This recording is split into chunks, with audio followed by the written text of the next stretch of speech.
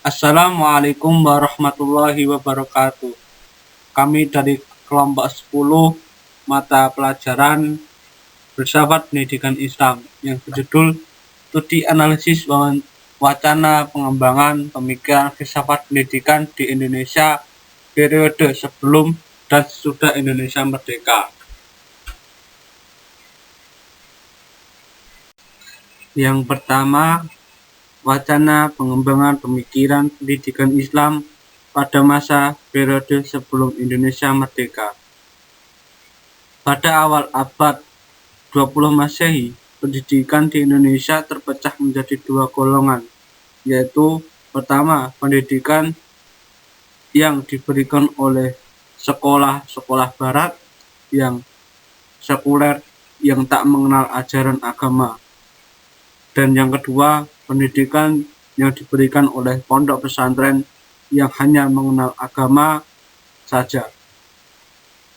Menurut istilah Widodo Soekarto, pada periode tersebut terdapat dua corak pendidikan, yaitu corak lama yang berpusat di pondok pesantren dan corak baru dari perguruan atau sekolah-sekolah yang didirikan oleh pemerintah Belanda. Ciri-ciri pendidikan corak lama dan corak baru. Yang pertama, ciri-ciri pendidikan corak lama. Yang pertama, menyiapkan calon kiai atau ulama yang hanya menguasai masalah agama semata. Yang kedua, kurang diberikan pengetahuan untuk menghadapi perjuangan hidup sehari-hari dan pengetahuan umum sama sekali tidak diberikan.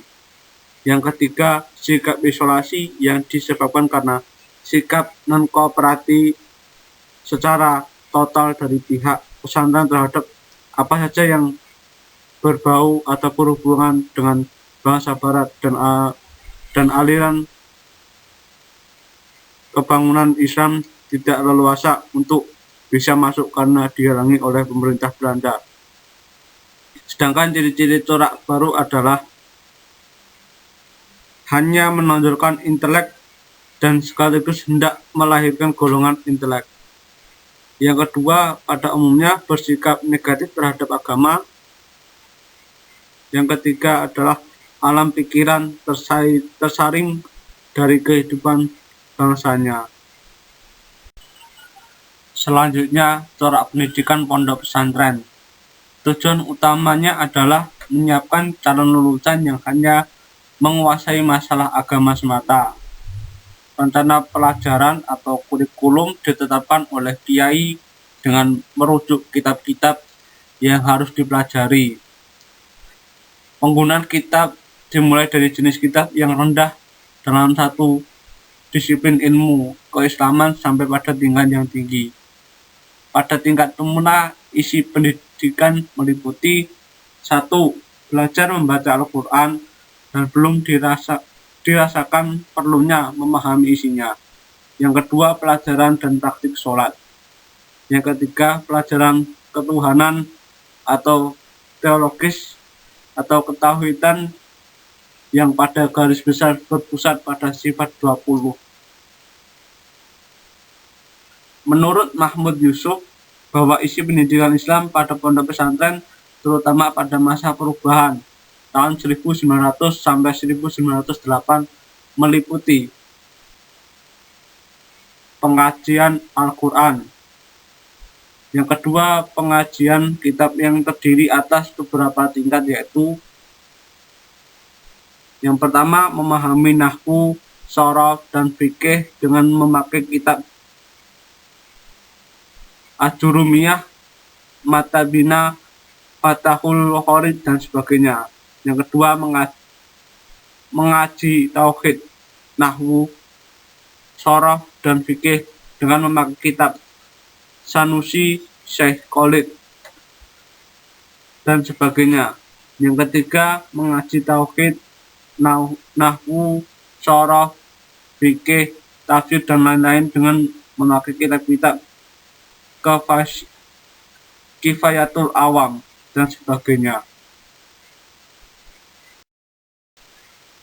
Widodo Soekarto merumuskan hasil hasil dari pendidikan yang dikehendaki oleh Kiai Haji Ahmad Dahlan.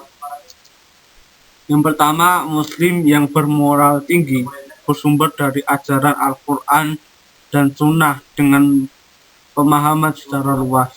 Yang kedua, Muslim yang memiliki individualis bulat, dalam arti seimbang antara perkembangan rohani dan jasmani, antara iman dan akalnya, antara perasaan dan pikirannya, antara ilmu ukhrawi dan duniawi. Yang ketiga, Muslim yang memiliki sikap sosial yang positif, dalam arti selalu sikap sedia untuk memajukan masyarakatnya.